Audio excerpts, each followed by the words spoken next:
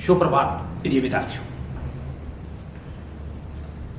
आपको मैंने बड़ा विश्व इतिहास में बताया था और ठीक उसी प्रकार किसमें बताया था, आधुनिक भारत के इतिहास में भी। आधुनिक भारत के इतिहास में आपको ये बताया था बड़ा, एक तो किसमें से, बक्सर और प्लासी में से आपसे प्रश्न पूछ लेता है कि कैसे, या तो उन दोनों युद्धों का महत्व पूछ लेता है, या कई बार क्या पूछता है, प्लासी के अधूरे कार्य को बक्सर ने पूरा किया, समीक्षा कीजिए। ठीक उसी के बाद में आपको क्या, उस काल की मैंने जो पूछने वाले प्रश्न थे का जो अंग्रेजों द्वारा भारत में रेवेन्यू सिस्टम स्थापित किया गया था, उस रेवेन्यू सिस्टम के बारे में पूछ लेता है। और उसमें आपको क्या बताया था, अंग्रेजों द्वारा भारत में प्रचलित प्रमुख भू राजस्व पद्धतियां कौन कौन सी हैं, जिनके तीनों के बारे में मैंने आपके साथ विस्तृत चर्चा की थी। चाहे वो रेतवाड़ी व्यवस्था हो, और चाहे वो स्थायी बंदोबस्त हो, और चाहे वो महलवारी व्यवस्था हो, जिसमें आपको बताया था कि अक्सर आपसे जो प्रश्न करता है वो स्थायी बंदोबस्त के बारे में ही करता है, लेकिन मैंने तीनों सिस्टम्स के बारे में आपको ये बातें बता दी गई थी। आपकी साथ उसके बाद बताया था आपको मैंने कि उसमें हमारी वेबिनार होने के कारण कुछ हमारा सिलेबस था वो उल्टा पुल्टा हो गया, आगे वाले विषयों पर हम पहले चले गए। जैसे बताया था कि महात्मा गांधी पर भी आपको निश्चित रूप से प्रश्न पूछता है। उसमें भी आपको तरीके बताए थे कि राष्ट्रीय आंदोलन में महात्मा गांधी के योगदान का मूल्यांकन कीजिए, या उसके आंदोलन हैं उनके बारे में यक्ष प्रश्न पूछ लिया जाता है, चाहे वो असहयोग आंदोलन हो, चाहे वो सविनय अवज्ञा आंदोलन हो, और चाहे वो भारत छोड़ो आंदोलन, उनमें से एक प्रश्न पूछा जाता। एक प्रश्न आपको 1857 की क्रांति में से पूछा जाता है।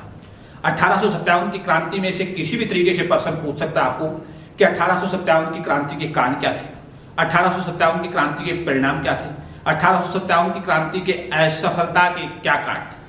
पहले आज हम बात करेंगे 1857 की क्रांति की पृष्ठभूमि के बारे में ही मैं आपसे चर्चा कर लेता हूं। बड़ा भारत है वो प्राचीन काल से ही विदेशी जातियों का चारगाह बना रहा था। विदेशी जातियों का चारगाह बना हुआ था। कैसे?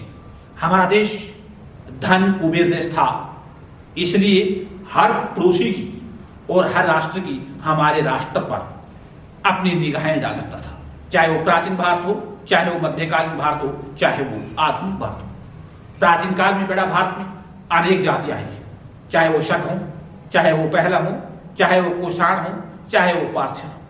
वो भारत आए, किंतु उनकी एक विशेषता रही, वो भारत आकर की भारतीय सभ्यता और संस्कृति में ही समाहित हो गई।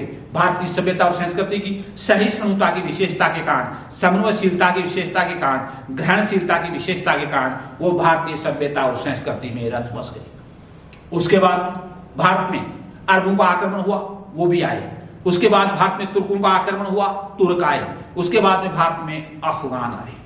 उसके बाद में भारत में मुगल आए, और मुगलों के अंतिम समय में उनकी स्थितियां कमजोर होने लग गई, तो एक अंग्रेजों की एक कंपनी आई जिसका उद्देश्य क्या, हिंदुस्तान से केवल व्यापार करना था। उसी समय और यूरोपियों की दृष्टि भी हिंदुस्तान पर पड़ी, और कई यूरोपीय कंपनियों का हिंदुस्तान की तरफ आगमन हुआ, अर्थात उन्होंने हिंदुस्तान की तरफ उन्मुख किया। चाहे वो फ्रांस हो, चाहे वो अंग्रेज हो, चाहे वो हॉलैंड वाले हों, और चाहे वो स्पेन वाले हों, इन सभी लोगों की निगाहें भारत की अतुल धन संपदा पे थी, और ये भारत से व्यापार करना चाहते थे। और जब एक साथ इतनी यूरोपीय जाति आएंगी तो उनके बीच संघर्ष होना स्वाभाविक है। इन लोगों के बीच आपस में संघर्ष हुआ।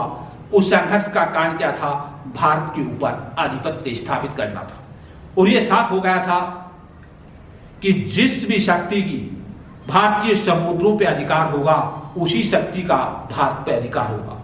उस समय अंग्रेजों के पास नौसेना श्रेष्ठ थी, उन्होंने नौसेना के माध्यम से भारत के ऊपर अपना अधिकार कर लिया। 1600 ईस्वी में जब अंग्रेज या ये ईस्ट इंडिया कंपनी आई थी, तब बड़ा ये एक व्यापारिक संस्था थी जिसका उद्देश्य भारत से केवल मात्र व्यापार करना था।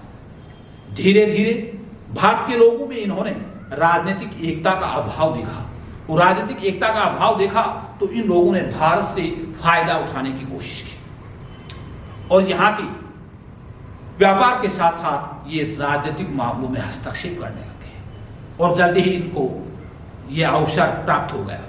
यह अवसर इन्हें बंगाल में प्राप्त हुआ। बंगाल में प्लासी के युद्ध के बाद या प्लासी के युद्ध के बाद इन्होंने बंगाल के ऊपर अपना अस्थायी अधिकार कर लिया था और प्लासी के युद्ध में इन्होंने भारतीय सेना को परास्त कर दिया था, जिससे भारतीयों की राजनीतिक दुर्बलता और उनकी सैनिक दुर्बलता भी प्रकट हो गई। इसलिए इस कंपनी का भारत में व्यापार के साथ साथ राजनीतिक आधिपत्य भी स्थापित होने लगा। बंगाल पर जब इनका अधिकार हो गया तो इनकी मनोवृत्ति और ज्यादा महत्वाकांक्षी हो गई और अब यह संपूर्ण हिंदुस्तान पर राज करना चाहते थे। और इसका भी 57 की क्या बड़ा 7 साल बाद 64 में इनको यह अवसर भी मिल गया। बक्सर के युद्ध के माध्यम से इन्होंने भारत में क्या स्थायी रूप से अधिकार कर लिया था। यहां पर इन्होंने क्या किया, भारत की 3 प्रमुख शक्तियां थी, तीनों के तीनों को परास्त कर दिया। क्या मुगल बादशाह, मुगल सम्राट शाह आलम द्वितीय हो, या बंगाल के अपदस्थ नवाब मीर कासिम हो, या अवध के नवाब शजाउद्दौला हो, जिनको इन्होंने परास्त करके भारत पर इन्होंने राजनीतिक रूप से भी अपना स्थायी अधिकार कर लिया। अब ये कंपनी जो पहले व्यापारिक कंपनी थी, अब भारत के राजनीतिक मामलों में भी ये दखल देने लगी, अर्थात भारत की स्थायी शक्ति बन गई। अब इसने क्या किया, धीरे धीरे भारत में अपने साम्राज्य का विस्तार करते गए। जो गवर्नर आते गए उनकी अपनी अपनी नीतियों के कारण इन्होंने भारत में अंग्रेजी साम्राज्य का विस्तार किया। लेकिन धीरे धीरे क्या हुआ, ये भारतीयों के ऊपर आताई नीतियों का अनुसरण करने लग गए, अत्याचारी नीतियों का अनुसरण करने लग गए। तो एक दिन शाप है, जब अति होती है, अति का परिणाम क्रांति के स्वरूप भी होता है। परिणाम यही हुआ कि जिस कंपनी की स्थापना 1600 ईस्वी में हुई थी और उस कंपनी ने क्या 1856-57 तक भारतीयों पर इतने अत्याचार किए कि भारतीय उसके विरोध करने के लिए क्या तैयार हो गए। इसके लिए एक नहीं बेटा अनेक कारण उत्तरदायी थे। उन कारणों के बारे में हम आपके साथ चर्चा करेंगे। अब जैसे मैंने एक छोटा सा ले दिया कि इसमें एक कॉमन सेंस से ले लिया कि अंग्रेजों की क्या 1857 की क्रांति थी, उसके राजनीतिक कारण थे। उससे पहले मैं आपको संक्षेप में इसके छोटे छोटे प्रश्नों के बारे में बता देता हूं कि कौन कौन से हैं, क्या इसके कारण थे। 1857 की क्रांति हुई थी, उस समय भारत की मुगल बादशाह बहादुर शाह जफर द्वितीय थे। मुगल बादशाह बहादुर शाह जफर द्वितीय थे, वो वृद्ध हो चुके थे। अंग्रेजों ने उनके सारे के सारे अधिकार छीन लिए थे और उनसे कह भी दिया था कि अगर उन्होंने किसी प्रकार की कोई की तो उनकी मृत्यु के पश्चात उनके साहबजादों से सम्राट की उपाधि नहीं दी जाएगी और वो केवल शहजादे ही कहलाएंगे। लाल किला उनसे खाली करवा लिया गया और उनसे कह दिया गया कि अब तुम्हें कुतुब मीनार के पास एक मामूली से मकान में रहना पड़ेगा। परिणाम क्या हुआ, छोटी सी बात थी। पहला कि 1857 की क्रांति केस में भारत का मुगल बादशाह कौन था, तो आपका उत्तर होगा बहादुर शाह जफर द्वितीय। ये दूसरी बात है कि क्रांति केस में अंग्रेजों ने उन्हें गिरफ्तार करके बर्मा की राजधानी रंगून भेज दिया गया था। आजकल जिसे म्यांमार कहते हैं और उसकी राजधानी को यंगून कहते हैं। वहीं 1862 में इनकी मृत्यु हो गई थी। ये बात दूसरी है कि इन्होंने हिंदुस्तान में ही क्या दिल्ली में ही अपना कब्रगाह बना दिया था और इनकी अंतिम इच्छा भी यही थी कि उन्हें हिंदुस्तान में ही दफन किया जाए, जिसे अंग्रेजी सरकार ने स्वीकार नहीं किया था। इसलिए इनका एक शेर भी बहुत प्रसिद्ध है कि बहादुर इतना बदनसीब था कि उसे उनकी पवित्र भूमि में 2 गज जमीन भी नसीब नहीं हुई थी। अब अगला कि 1857 की क्रांति के समय भारत का मराठा पेशवा कौन था। बड़ा उसमें मराठा पेशवा नाना शाह था। नाना शाह को भी क्या अंग्रेजों ने उसकी भी शक्तियां सीमित कर दी थी और वो भी क्या अपनी शक्तियों का विस्तार करना चाहता था। अंग्रेजों ने उसे कानपुर से के पास अंग्रेजों ने उसे पेशवा के पद से हटाने की कोशिश की और पेशवा का पद समाप्त करके कानपुर के पास एक छोटी सी बेठूर की जागीर उसे दे दी गई, जिससे वो भी संतुष्ट नहीं था। तो इसलिए आपसे पूछे कि क्रांति के समय भारत का मराठा पेशवा कौन था, तो नाना शाह कर देंगे। 1857 की क्रांति के समय भारत का गवर्नर जनरल कौन था, इसको भी आपको याद रखना है। उस समय लॉर्ड कैनिंग भारत के गवर्नर जनरल थे। क्रांति के पश्चात उनकी स्थिति में परिवर्तन आया और भारत में एक नए पद का सृजन किया गया, उसका नाम वायसराय कर दिया गया। उसकी दो स्थितियों का निर्धारण कर दिया गया। यदि वह ब्रिटिश भारत के प्रांतों से वार्तालाप करेंगे, उस समय वो गवर्नर जनरल कहलाते थे, और जब वह ब्रिटिश भारत की रियासतों के साथ वार्तालाप करेंगे तब उन्हें भारत का वायसराय गवर्नर जनरल कहा जाता था। दोनों स्थितियां, अगर प्रश्न की भाषा ये हो कि 1857 की क्रांति के समय भारत का गवर्नर जनरल कौन था, तो आपका उत्तर होगा लॉर्ड कैनिंग। अगली बात आपसे ये पूछे 1857 की क्रांति के बाद भारत का प्रथम वायसराय कौन बना, तो आपका उत्तर होगा लॉर्ड कैनिंग। यहां आपको तीन बातें बता देंगे। चौथी बात कि 1857 की क्रांति का प्रतीक चिन्ह क्या था। 1857 की क्रांति के प्रतीक चिन्ह बड़ा नगर और ग्रामीण क्षेत्रों के लिए अलग अलग निर्धारण कर दिया गया था। नगरीय क्षेत्र में 1857 की क्रांति का प्रतीक चिन्ह कमल का फूल था, और जबकि ग्रामीण क्षेत्रों के लिए चपाती। दोनों के ही अपने महत्व थे। नगरीय क्षेत्रों में कमल का फूल था, जो हमारी सभ्यता और संस्कृति में समृद्धि का प्रतीक था, और ग्रामीण क्षेत्रों में चपाती रख दिया गया, जो भूख अर्थात व्याकुलता का प्रतीक था।